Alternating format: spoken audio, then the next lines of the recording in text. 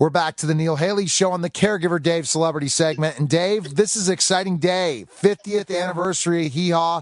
We have 4 guests. You never thought you'd do 4 interviews in one day with me. So we're going to have a really fun Friday. So go ahead and introduce our first star. And I look forward to chatting with her. So go ahead and introduce her, Dave. I'm so honored. Lulu Roman. For those of you who may not remember who she is, she's an American comedian and singer. She's probably best known as a regular on the comedy music show Hee Haw, 1969, if some of you were even alive back then. Roman was born with a thyroid dysfunction in a home for unwed mothers and placed in an orphanage home. Well, you've certainly made something for yourself, haven't you? I have. Thank you. Absolutely, Dave. And so, Dave, your fondest memory of Lulu, he's a huge Hee Haw fan.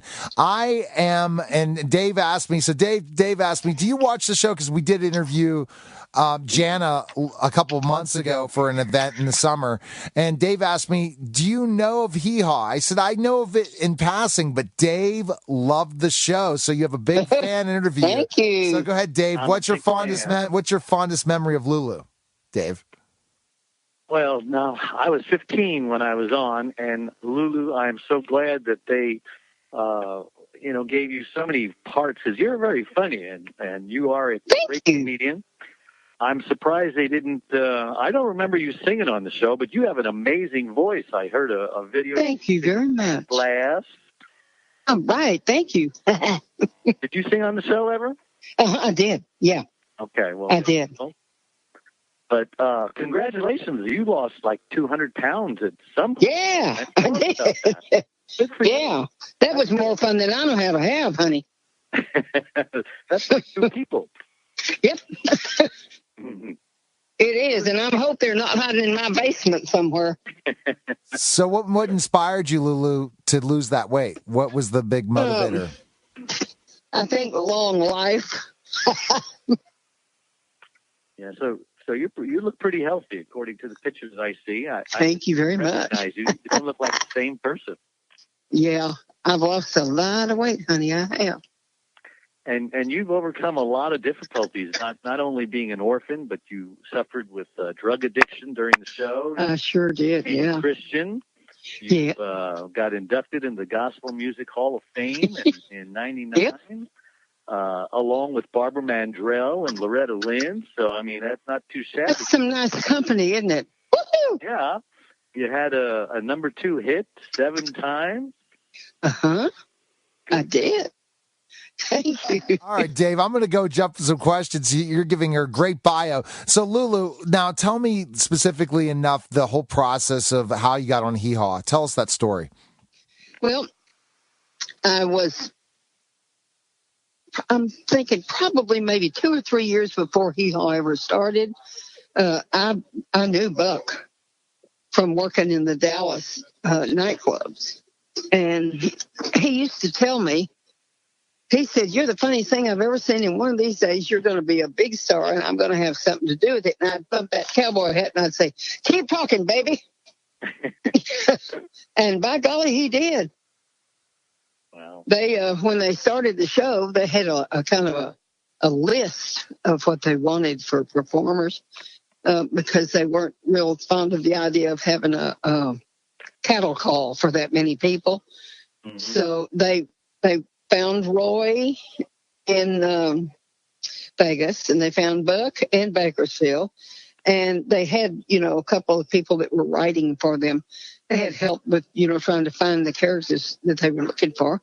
And they just asked all these guys they started with, like Buck, we're looking for one gorgeous blonde and one gorgeous brunette and one girl next door type and one boy next door type and one fat dumb woman and one fat dumb man. And Buck said, I got your girl. She's in Dallas. So that's how that whole thing started. The next thing I knew, my phone rang and Buck said, now just sit there and listen to me, okay? Because I generally just had I could just chatter right back. And he said, just listen to me. He said, they've started this thing and they're going to do this show and blah, blah, blah, blah. And, I said, okay.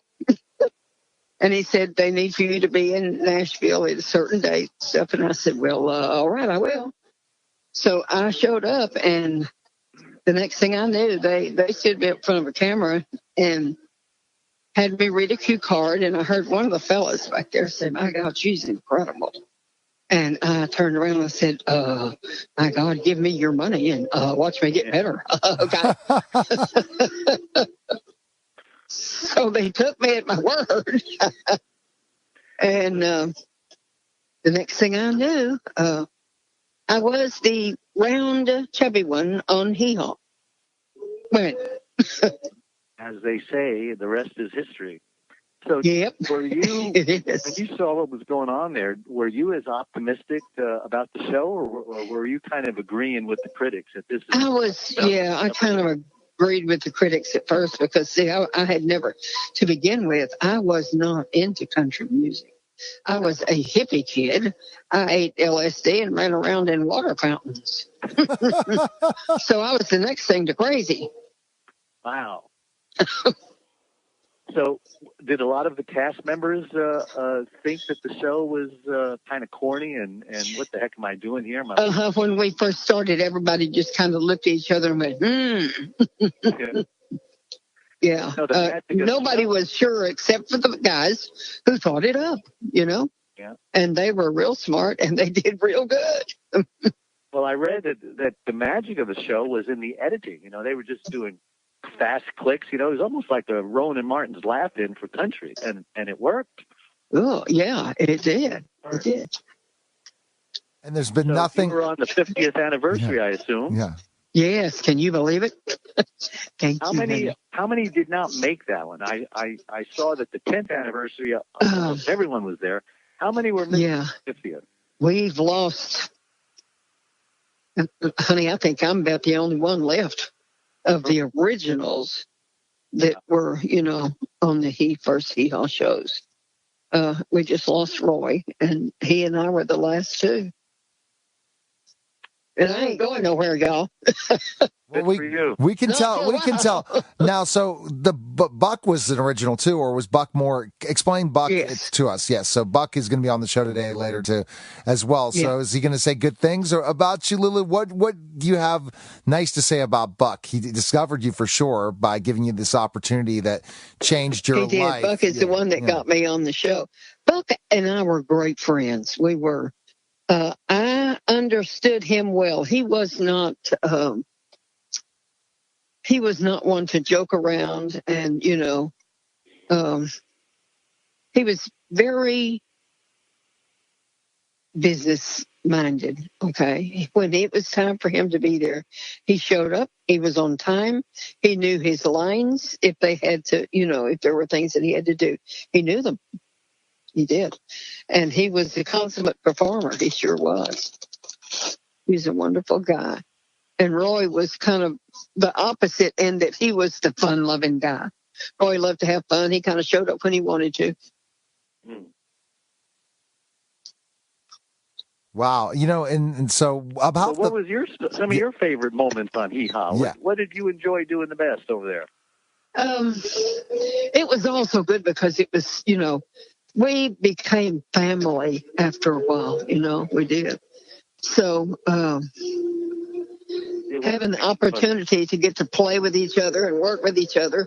Of course, my favorite thing, of course, was the truck stop because not only did we get to eat food, we got to throw it. And that was the best part. That was fun.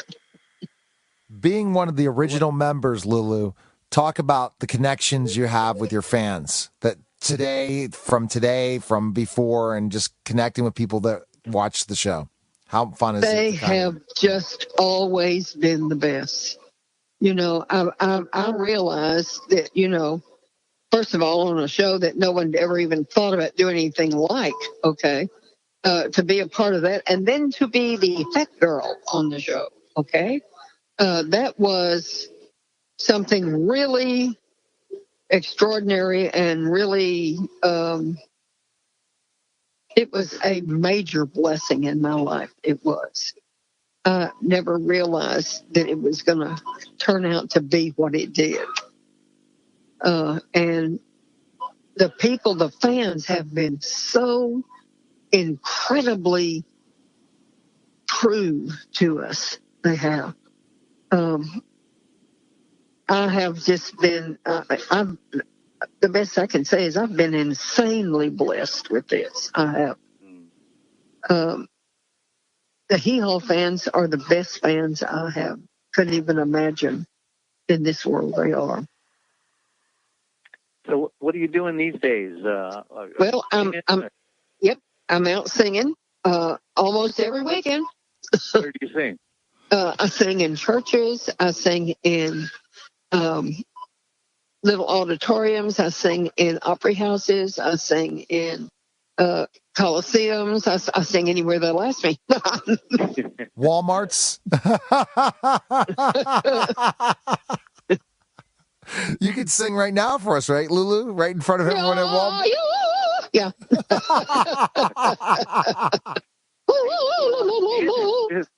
It's only gospel, but you do a lot of standards, don't you? I do. Yeah. Standards. Cool. Me too. I love Patsy Cline stuff, stuff like that, good stuff. Well, I know it's not polite to ask a lady how old she is, but you sound pretty young. Would you mind Thank you, sharing honey. your age? I am 72 years old, honey. Well, God bless. With the mind of a 38-year-old. You're 2 years younger than my wife, and she's doing pretty good. All right. Yay. And she looks pretty good. Cool. So hang in there. You got many, many moons to go. I do. I sure do, honey. Are you married? I am not married. My husband is deceased. Of course, I'm still looking. So you're available, and really? Kids, I assume? Really? All right. Well, fantastic. Dave has a final question for you, Lulu. And okay. Dave is on a mission, and his mission is involving caregiving. And that's why he's my co-host that comes on to do this celebrity segment. He helps, sponsor this great opportunity to get to talk to such amazing people like yourself. But go ahead, Dave, and tell your story. Yeah. Well, my wife had stroke 22 years ago. She lost honey. Became paralyzed on the right side. I've been her caregiver ever since. And what a beautiful heart you are. Wow. Oh, thank you. It was tough for the first 2 years, but, she got her stride, reinvented herself, and now with one arm, one leg, basically, and might as well have duct tape over her mouth, she's decided that she can do everything she did before.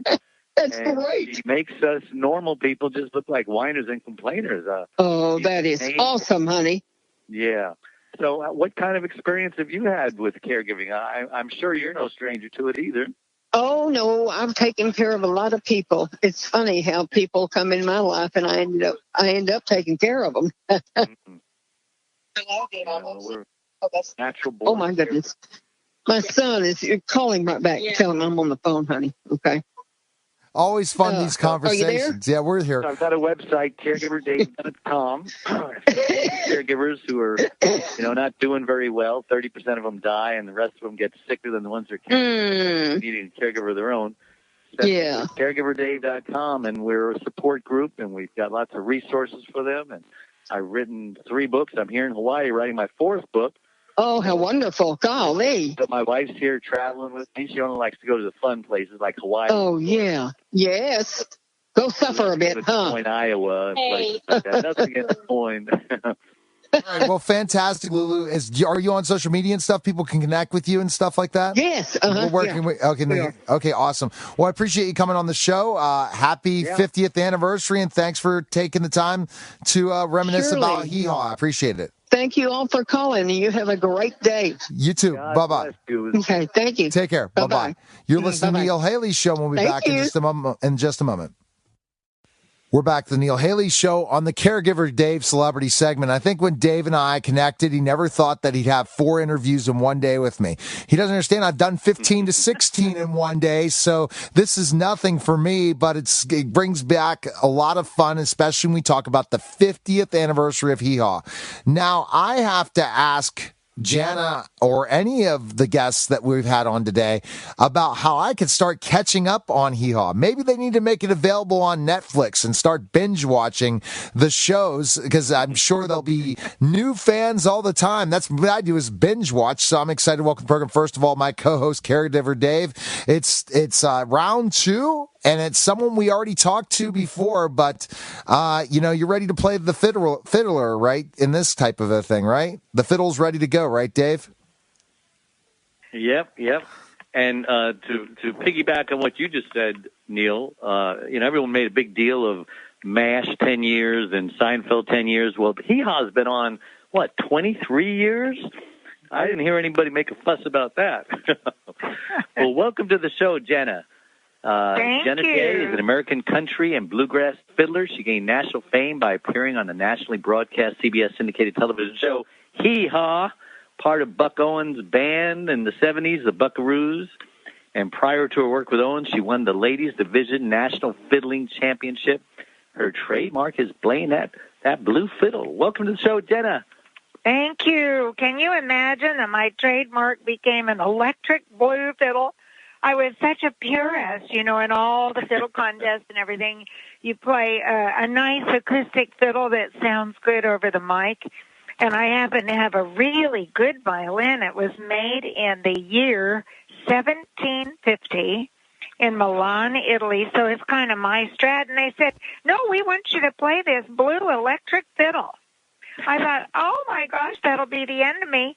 But I did it, of course. And people would write to the girl with the blue fiddle, and it became a trademark. It's a wonderful Barkasberry fiddle that I can play with any band, country, rock and roll. I mean, it will stand up in its volume or whatever. It has a real nice acoustic volume also, but I can play the loudest with the loudest and the best of them with that blue fiddle. And Dave, I'm sure you have been responsible for the sale of millions of other blue fiddles, so congratulations. Now, it's go ahead, Neil. No, I was going to say, Jenna, that, when you talk about the fiddle, you talked about how you really brought the rise on of people wanting to learn how to play it, and you help people all the time in this way, right? To develop their skills in this, right?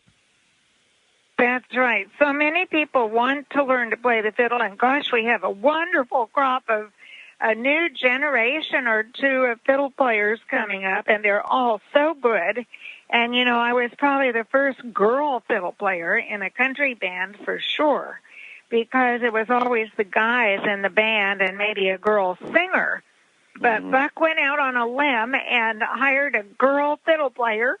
And, it took 3 people to replace Don Rich when he was tragically killed. Took a vocalist, it took a guitarist, and it took a fiddle player.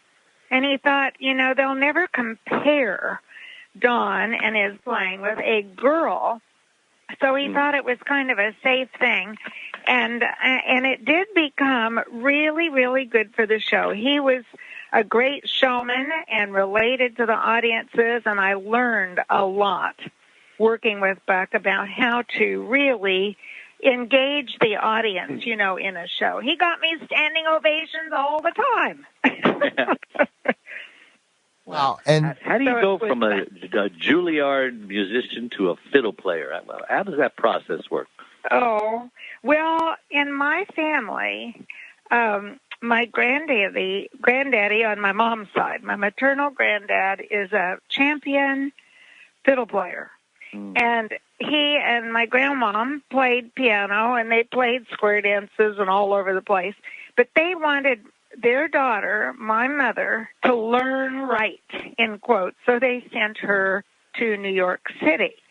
And there she met my dad. They were both studying at Juilliard. And, of course, they were going to have their child prodigy in me. But later on, and I did start playing at age 2.5. And wow. Played on TV when I was 5, played Hungarian Dance number 5. But years later, when I'd play for, like when I was 10 or 12, I'd play for, like a Rotary Club, a Lions Club luncheon, something like that. And I'd play a real complicated classical concerto, the Sights Pupils Concerto or something. Then I'd play one of Granddaddy's fiddle tunes, and it brought the house down. So I learned at a very early age, what worked for an audience, and I still do that in reverse. I play my country things and mostly fiddling and different styles of fiddling, and then I'll play Flight of the Bumblebee or something like that. Mm-hmm. And I think it's the contrast that people get a kick out of. And Dave, you meet Buck Owens, and he gets you into the Buckaroos, and then it's hee-haw, and the rest is history, huh? That's it's a long history. I'm writing a book. Are you writing that book? I told you to write that book last year. I hope you're doing it. I'm working on it, Dave. I know you were encouraging about that. What I'm doing is I'm writing it myself. I have a friend who is scanning pictures for me, and I'm writing as I can. And then we'll probably take it to somebody, maybe my sister in California, who's a really sparkly writer. She can dress it up a little, or maybe we'll get another writer. And we'll have you on the show when you launch your book tour. Okay, that's a deal. Well, we've got, Neil was talking about where to find Hee-Haw and all that, and Netflix or YouTube, whatever. This live tour that we're doing is called Cornfield Friends with a K, because it was Cornfield County, with a K on Hee-Haw. And there's a website, cornfieldfriends.com. Or they can go to my website and link to it, janetj.com. We hope the folks will watch for us, and we'd love to get booked into lots of towns. We want to take this clear across America on the 50th anniversary. 50 years it's been showing. I can't believe it. Is that I can't believe I'm that old. I know, me too. RFD says it's their most popular show. I was 15 in 69. You were, huh? Yeah. And he has some memories. The girls got me to the show, but I really enjoyed the singing and the picking and the grinning and just the comics. Those comics humor, are a riot. It was so well balanced, and it was a family show. Everybody in the family enjoyed it. There was humor. There were fun jokes. There were the pretty girls. There were all sorts of wonderful. It had everything. Yeah, in addition to Buck songs and Roy songs and what they had every week, they had the cornfield that was always fun and the fence that was fun. But they also had everybody who was anybody was on that show. Johnny Cash, Garth Brooks, just anybody who was hot at that time, you had them on. Right. Vince Gill, they've all been on Hee-Haw. Dolly Parton. So I don't think they wanted to come on at first because they thought it was corny, but after a while when it took off, they said, well, maybe I do. I have a question for Jana. A lot of these guys. Let me grab a real quick question for Jana, because we're going to be going into another interview after this. The question I have for you is, what was your most embarrassing moment on Hee-Haw? Because you've already answered the questions this summer when you were on, so I'm going to hit you with that question. Oh, my goodness. Well, I don't know what I said way back this summer, but we've had a lot of time to reminisce. And I think my most embarrassing time was when we were in a cast setting, and, Gaylord would always make us laugh right before the camera came on. But somehow I missed the fact that the camera was already on, and I was talking away and laughing with Archie Campbell. He happened to be right next to me, and we were just carrying on and laughing, and by gosh, the camera was rolling. I thought, what did I say? I know I didn't say anything bad, but everybody was trying to get my attention, and finally we caught on. The camera was rolling, and I think they probably did a retake. Bless them. Well, I'm sure it was funny, whatever it is you said, because a lot of the funny stuff on there was the retakes. I'm thinking of Junior always messing up his lines. They'd try it 2, 3, 4 times, and that was funny. 26 times for some of the words. Oh, my goodness. And there was one, Lulu was talking about it, trigonometry. Try to get Junior Sample to read on a cue card trigonometry. It didn't work. So Roy Clark was kind of coaching him with every syllable. Trig, oh, and he would repeat, and then he said, trigonometry, and Junior said, trigonometry. It's just, classic stuff. Just funny. I'm reliving it right now. Well, we're definitely humor. Definitely. Oh my gosh, he was the real article. Yeah. So we talked about most embarrassing moment. What would you say if we talked about a memory that you just you'll never forget from shooting on Hee Haw? Well, I think it was the very beginning when I expected to come into an audience, like an auditorium with an audience and a stage and a show. It was not that at all. We walked into Channel 5, a small room. They had no virtual stage. They had haystacks around. And then they proceeded to shoot everything in that room. And I just couldn't believe it. But what we did, they shot like all of the cast songs together, all of Roy's songs together, 13 at a time, all of Buck's songs together, all the cornfield scenes together. And I did start to catch on. But it was also, they knew I was shocked my very first time there, and everybody just sort of took me under their wing and said, it's okay. It's not live, but when that red light goes on, it's like it's live. And they have laugh tracks, and they have the cast sometimes be the audience. But it was a family feeling. That whole family, extended family, embraced me. And, as a newcomer, and it was and from that time on, we've been good friends, and I'm so tickled to be out on the road with these wonderful friends. And we have such diversity. There are 4 of us going out on the road, and we're going to have special guests. Anybody who was on Hee Haw is so welcome to come on as a special guest. But we have as the regular 4, Lulu Roman, fantastic voice, Misty Rowe, darling character, her little high squeaky voice, and so cute and funny. And Buck Trent, banjo player extraordinaire, and me on the fiddle. So we have 4 diverse talents Definitely. there, and we just have a blast. Well, wow. It's fabulous to get. It just doesn't get any better than that.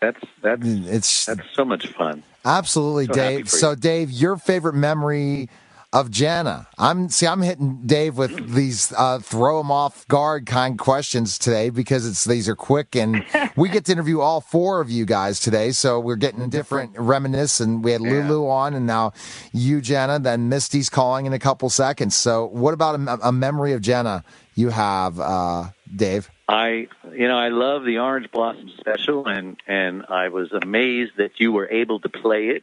Because you figure only guys know how to play that, but you put them to shame. We had a good time. And, I was kind of the world's first, I was the world's first Buckarette, but I was one of the very first girl fiddle players on the national country music scene. And now look what's happened. All sorts of girl fiddle players, all sorts of young fiddle players. I'm so thrilled, and I love to mentor people, and we'll keep doing that.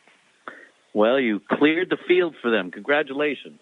All right, Jana, the best place we can connect with you again, social media-wise, where's the best place we can go? Well, Facebook has a page, Cornfield Friends, with a K. And we also have a website, cornfieldfriends.com, and they can look for me on my page. It's JANAJAE. Sometimes people misspell it, but janaj.com, and I'm on Facebook as well. So we'd love to connect there, and we're trying to keep that current with where we're going. Fabulous. Well, thanks, Jana, for calling. And then I'm gonna bring Misty on for a question. I'm gonna throw her right off guard because we're just going. Misty Rowe, thanks for calling. What memory do you have of Jana from on the road? Jana's right on the line with you right now. Before we say goodbye to Jana, what memory do you have about Jana, Misty? Thanks for calling. Well, thank you. I think my favorite memory of Jana is we were actually at a memorial for Sal Movello, the producer of Hee Haw, who died, and we went out to dinner after. And at the restaurant we were at, there was a band, and I said, Jana, I think they need a fiddle. And she goes, they sure do, Misty. And she ran out to her car, opened her trunk, took out her famous blue fiddle, and ran back in, and she said, now I'll play if you dance. When I play Orange Blossom Special, you jump up and dance on stage. I said, oh, okay. And we did, and it brought the house down, and it was so much fun. We didn't do it for money or fame, just for the pure joy of being among people and having that memory, that energy we had so many years on Hee Haw. And ever since then, we've been together on the road. Misty, that's a wonderful story, and I'll tell you, it's all true. We did bring the house down, and it made us want to do more. So here we are on the road with Cornfield Friends. Well, thanks so much for the interview, guys. You're welcome, Jenna. Sign off and Then we'll talk to Misty. You talk to that cute gal with the big blue eyes. Okay. Thanks, Jenna. All right. Take care. All right. That was Jenna J. and Caregiver Dave. We're with Caregiver Dave in the Caregiver Dave celebrity segment, and we are breaking our record of 4 interviews. And you could talk a little bit about Misty Rowe. Dave, I already introduced her. What memories do you have of Misty, Dave? Are they Misty? Misty was my favorite part of the show, because she would wear a halter top and a bare belly and hot shorts, and she just made everyone else look good. And I was only 15 at the time, so I had a lot of hormones, but that got me to watch the rest of the show with the great singing, picking and grinning, and I just loved the show. I watched it for the entire 23 years. So there. Well, thank you. I no longer wear those shorts. But I donated them to Broadway Cares, and they were actually auctioned off, my Hee Haw shorts with my Hee Haw poster, to raise money for the AIDS Foundation. Oh, good for you. That's great. That's great. Now, I do wear my little Hee Haw. I wear my Hee Haw red dress in the show. So, Misty... So a lot of people don't realize that you are an actress. You've been in a lot of good stuff, and you were in Happy Days. Tell us about that. Well, my second year on Hee Haw, I auditioned for Happy Days, and they gave me the role of Wendy the Car Hop. And I spent a whole year on Happy Days as Wendy the Car Hop. And one of the most famous segments that was done is Guess Who's Coming to Christmas? And it's when Fonzie doesn't have anywhere to go, and he comes to the diner, and he gives me a little gift. And it was such a poignant episode. And then I was also very blessed because when Ron Howard, I called him Ronnie then, when he first started directing, he directed me in an episode of Happy Days. Wow. Oh, and I still stay in touch with Donnie Most on Facebook. Yeah, I had a great interview with Donnie. He's a great guy, really down to earth and really good stories. And it's very interesting to see those things for sure. All right, Dave, let's hit that first question. And we want to find out how Misty got discovered. Yeah, how did you get the job on Hee Haw? And how old were you when you first appeared? Oh, I was very young. I was one of the youngest ones on Hee Haw. And I auditioned for it, actually in Los Angeles, for the director and the writers and the producers. And they gave me like what they call a one sheet, which is a very long little story with a punchline at the end. And I went in, and in those days, I had this little voice. It was just a really squeaky. And I learned my story, and I went in, and there I was, like in Beverly Hills, and, just really young. And I did the story perfectly until I got to the punchline, and then I messed it up. Oh, my goodness. And my eyes got really big, and I blinked, and my contact lens fell out. And then I was like, oh, no, and I was just like really squeaky and just so upset and rolling my eyes. And they all started laughing. And the They loved producer, it. Sam Lavello, said, "What a great voice. Can you keep it up?" And I said, "Well, I had it all my life." So that's how I got hired. Very lucky, too. Well, when did that voice start getting lower? Childbirth. That's awesome. after my first daughter, it got a little lower. So, are you one of the ones that didn't really think that this show was going to make it, like the critics said? I like to ask all the cast members that. What was your opinion of the show after you did like one or two? Oh no, the first 6 hours, I thought I was clapping my hands behind Buck and Roy, and sort of the first 6 months I was on the show, they didn't let me talk. I was clapping my hands, and after about 6 hours of that, I thought, oh gee, this show isn't going to last 6 months. And then I was on it 19 years. So. Wow. And then they finally let you do some comedy, right? They did. They let me do some jokes in the cornfield, but I didn't have a skit like the rest of the people on Hee Haw. Like Danila had Nurse Goodbody, and Lulu had the truck stop. And then I did a movie about Marilyn Monroe, and Mel Brooks saw a picture of me in People magazine, and he called me in. And he auditioned me for Maid Marian in When Things Were Rotten for Paramount Studios. Remember that. And once I did that, Hee Haw was really wild about me, and my contract was also up at the time. So to tempt me to stay, they gave me a skit with Junior Samples.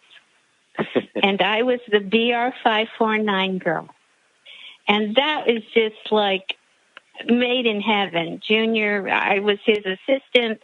When he would do magic tricks, he'd saw me in half, and they would never tell him how he was going to do that. And he said, well, if I do that, she's not going to be able to go to lunch. So was he really a half-wit, which is what he was portraying, or was he a pretty smart guy? He was an innocent, I'd like to say, and he was humble and sweet. He'd only gone to the 3rd or 4th grade. Oh. And but he had children, really and he was very funny. And especially when he started having when he had a heart condition, he prayed to God to keep him alive so he could build each one of his sons a house. Oh. And that did happen. Each one of his sons has a house that their father helped build. But he was funny.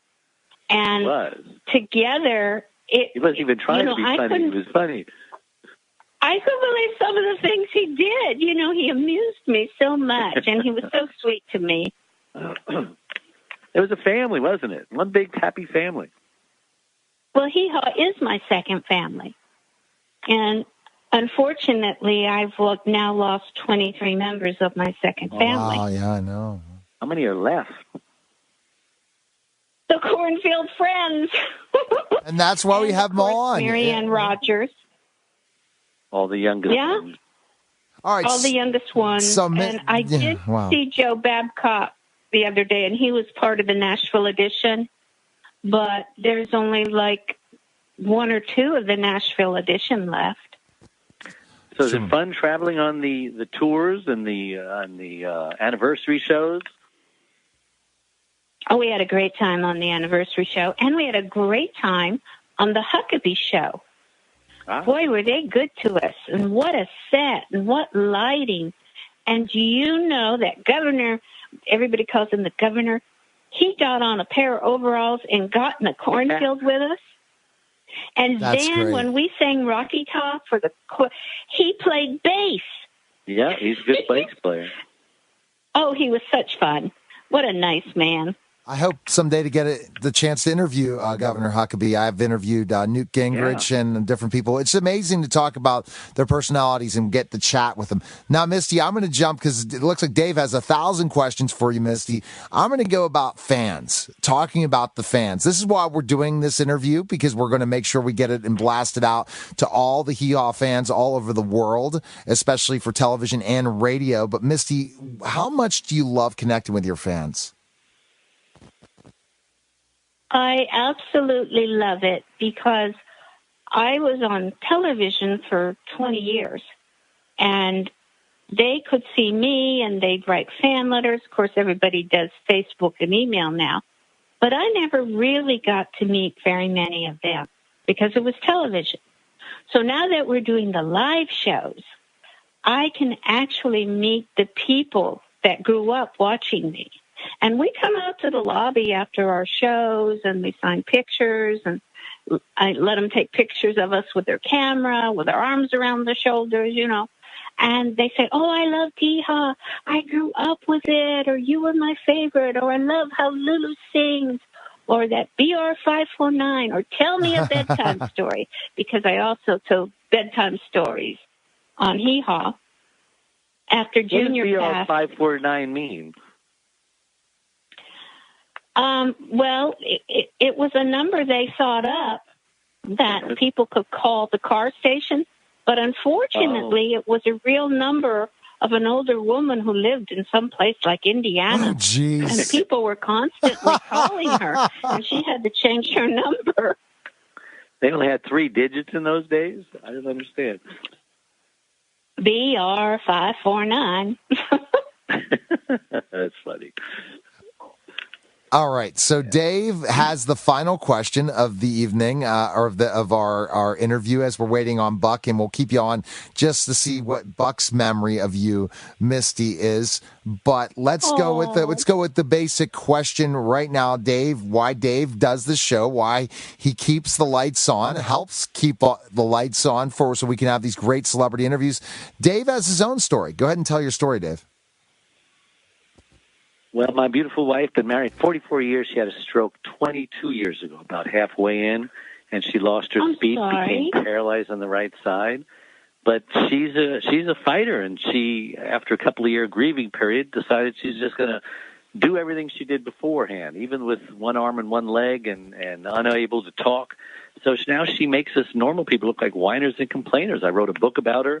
Now I travel the country talking to caregivers, trying to keep them from making the same mistakes I did, because 30% of them die before their loved ones do, and the rest of them just get sick or need a caregiver themselves. So how are you doing as far as your parents, your grandparents? Have you had the opportunity to care for anybody, or you know anyone who does? Yes, I have. My grandfather lived with me for 3 years until he died. He had cancer. And my mother, who was really a hoot, everybody called her Rosie, and she always wore red hats. And she would drive me to all my auditions when I was young. She got Alzheimer's. And I took care of her for a very, very long time, 13 years. And then she had to go to a skilled nursing facility, and the first one was not a match for her. She was not happy there. So I moved her 3,000 miles to a skilled nursing facility where my sister-in-law worked. It was up in the mountains in a place called Big Bear Lake, California. Yeah. And they were so good to her. And she lived there 8.5 years.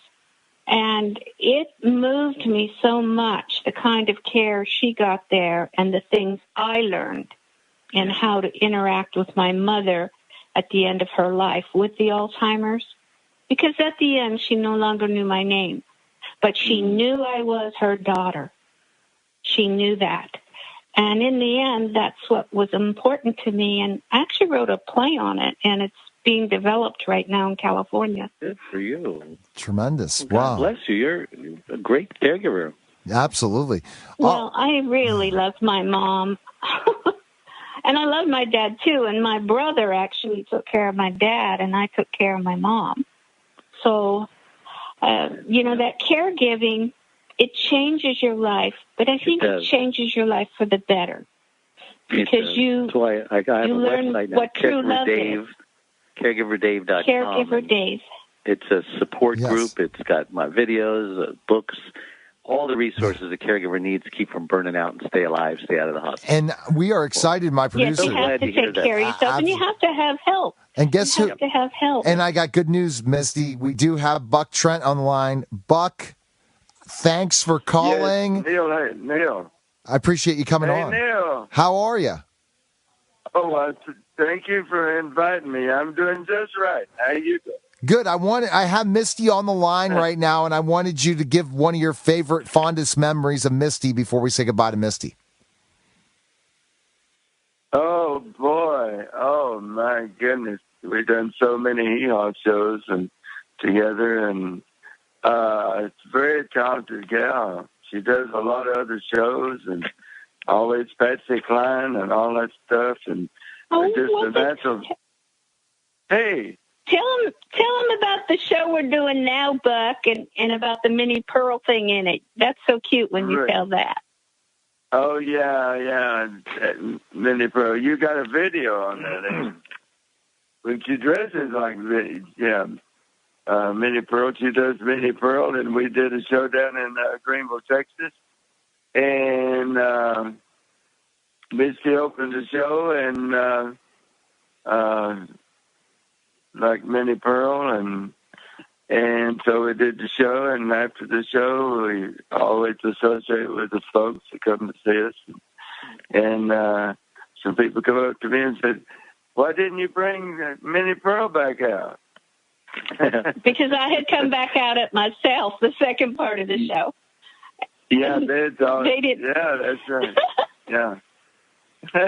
You did the Minnie Pearl impersonation. Good job. Yes, I opened the show as Minnie Pearl, and then I take 20 minutes to get back into a Hee-Haw Honey, and I come out as the Hee-Haw Honey. And then sometimes Buck and I do dueling banjos together. Oh, wow. Oh, yeah. He does. Right. You can't believe it. Where Roy Clark used to answer me on the banjo, she can dance that step. And it's really good. I do it in tap shoes. Yeah,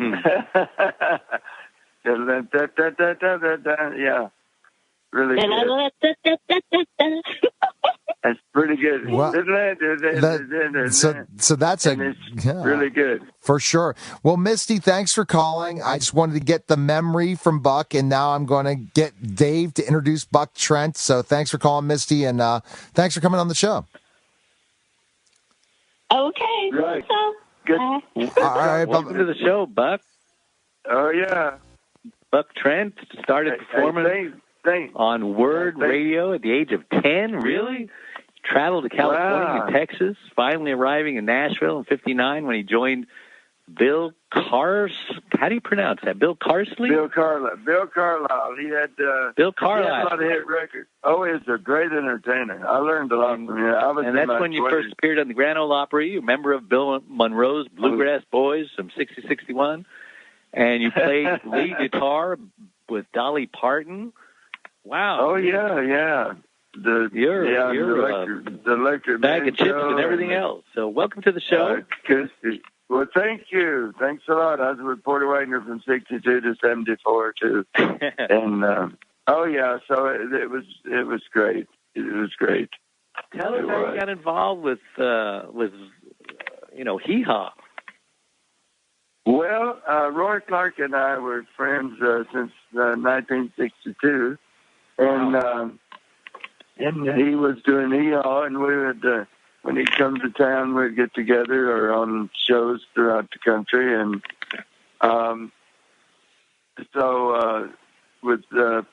when I went with Porter in 62, pretty much Norma Jean was there, and then she left, and then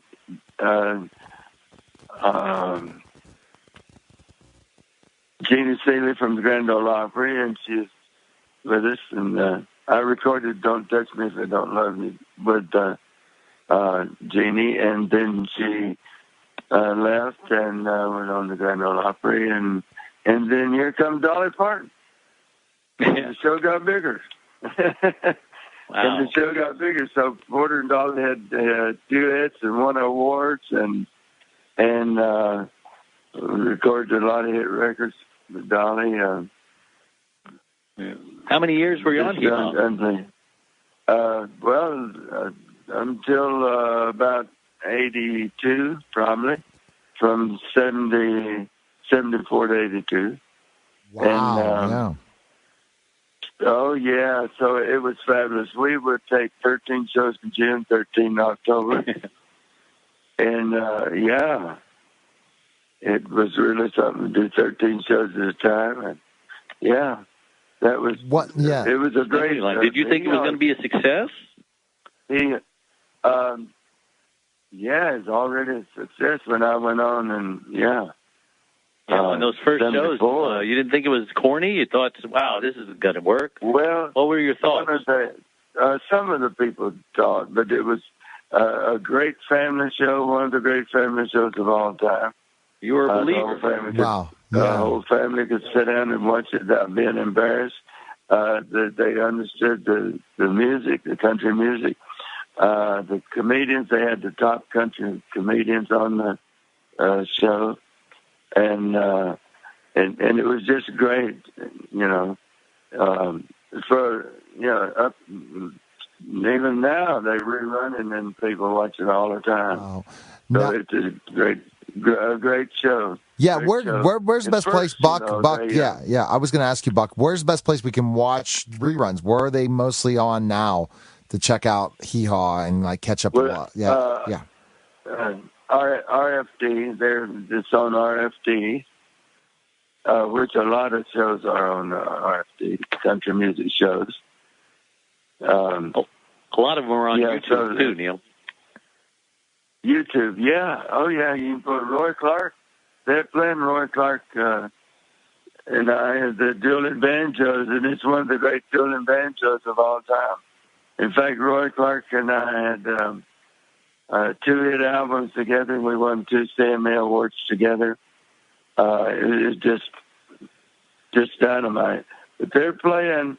You can tell it's the Hee-Haw because Roy and I are in overalls, and it come off real good. It's really good. So even the younger generation are getting excited about watching the Hee-Haw reruns, huh? Oh, yeah. Yeah, they understand it, They understand the jokes, they understand the music, and yeah, so it's dynamite. It really is. Lots of great country, and we had guests from all, I mean, God, we had everybody you could think of guests on that show.